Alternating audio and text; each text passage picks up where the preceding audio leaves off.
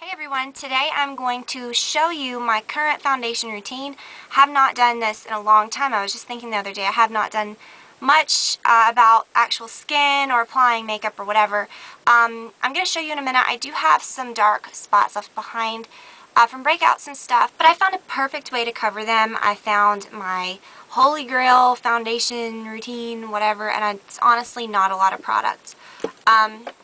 So I'm going to show you a way to get natural looking skin. I really got a lot of questions after posting those Vegas pictures on my Twitter from people saying that they liked the way my skin looked and that it looked natural and stuff. What was I using? And I figured that this would be a perfect opportunity to do this video. Yeah, I like my skin to look natural, but I like a product that has coverage. I don't like to feel like it's heavy or anything, and I've been using the same exact products for probably over 3 months now. It's just I've really stuck with it, and usually that's not me. I usually switch around, especially where foundations and stuff like that are concerned, so I'm kind of proud of myself for sticking with something. So I'm going to show you how I do that, and if you keep watching, I'll show you how to do it. Okay, so ignore the hair. I just kind of stuck it back. Anyways, so I don't know if you can tell. I kind of hope you can't, but I kind of hope you can so that you can see it. But I do have some discoloration and stuff around my chin, around here where I'd broken out in the past and stuff. That can be some tricky stuff to cover, but not if you have the right products. I'm really not using that many things. Like I said, but first I'm going to take my Matte Velvet Plus, and I always just put just a little bit on my hand. It's probably too much, but so I'm going to take this brush. When I use a foundation brush, this is the kind that I like to use. This is from Coastal Scents. It's called a flat buffer brush or something. I'll put it in the sidebar. It's an amazing brush. It is so velvety soft. It buffs the foundation in like nothing else. I just kind of put a little bit on the brush and then dab it in like this. And then once I kind of get a good, like, you know, I stipple it on my face when it's kind of spread over a large area, then I'll just kind of buff it in, like in swirling motions.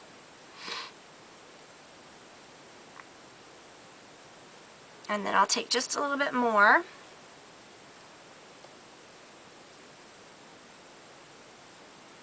And buff it in again. And just keep kind of stippling it over areas that are uncovered. I love this brush because it's soft, but it's also dense enough to where it buffs in the color really, really nicely. Or not the color, but the foundation. Kind of used a darker, kind of did a darker eye look today, so usually I'll apply my foundation first, but I guess it just depends. I don't know. There's really not a right or a wrong way to do it.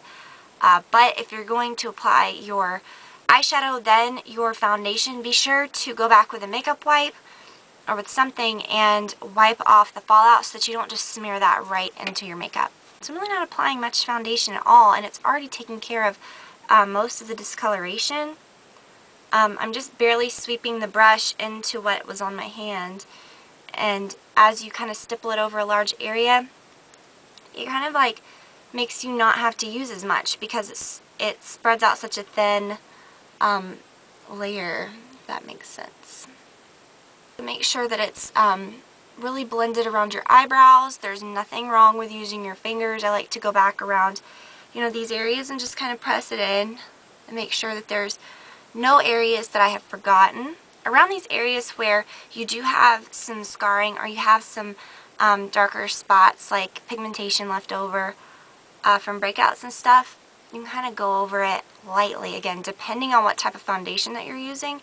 I find that with this formula, you can do that and it doesn't look cakey, but you just have to really blend it in really well. When the product is applied, if I wasn't wearing eyeshadow, I still would not take it up under my eyes and all around there, just because that's going to do nothing for the area around my eye. That's just going to add more product and make it look cakey.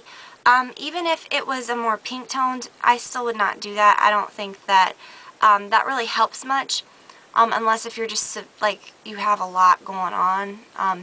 But I like to take my brush at the end and just kind of go like that. If you've blended well, you shouldn't have that line or an issue like that. But just kind of do that just to kind of make sure that everything is evened out and you haven't missed any spots.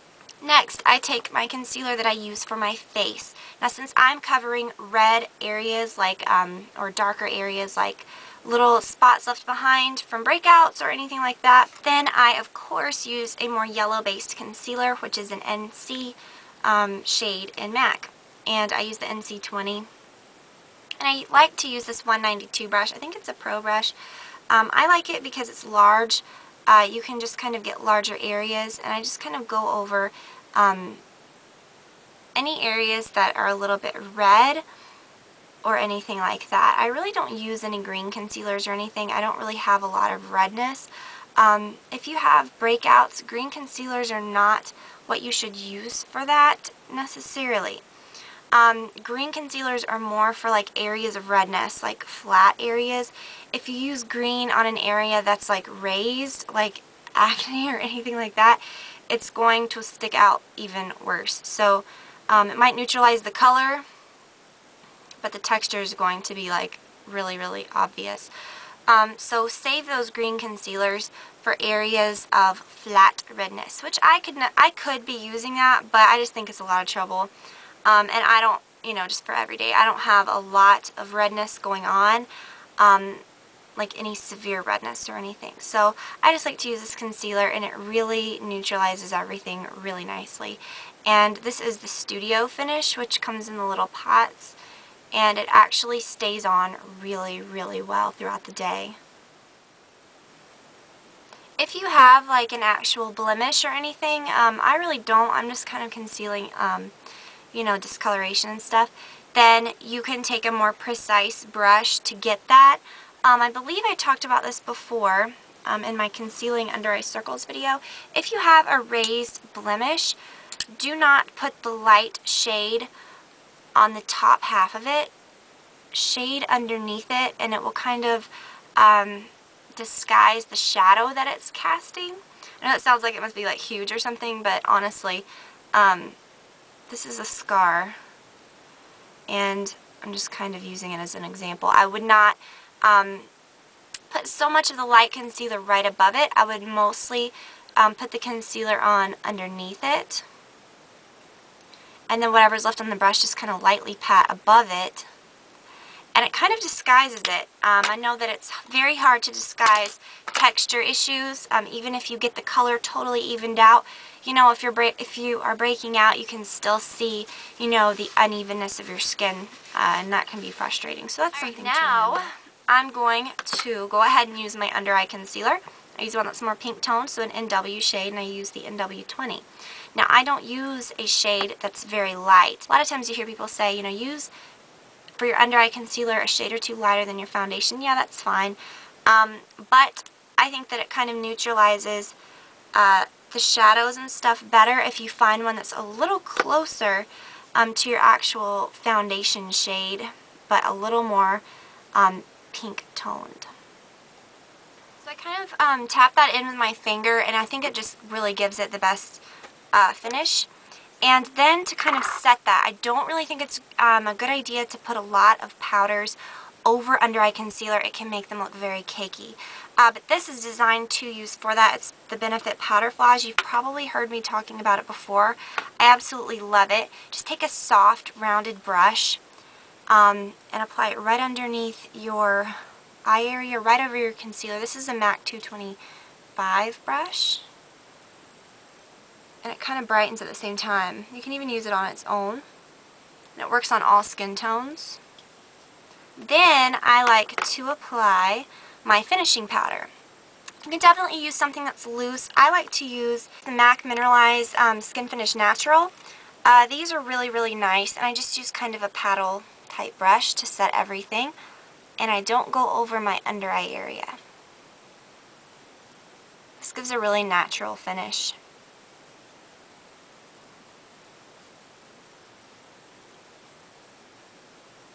That's it. It's honestly very simple. It's very quick. It really doesn't take more than 5 minutes, but explaining it kind of, you know, adds time onto that.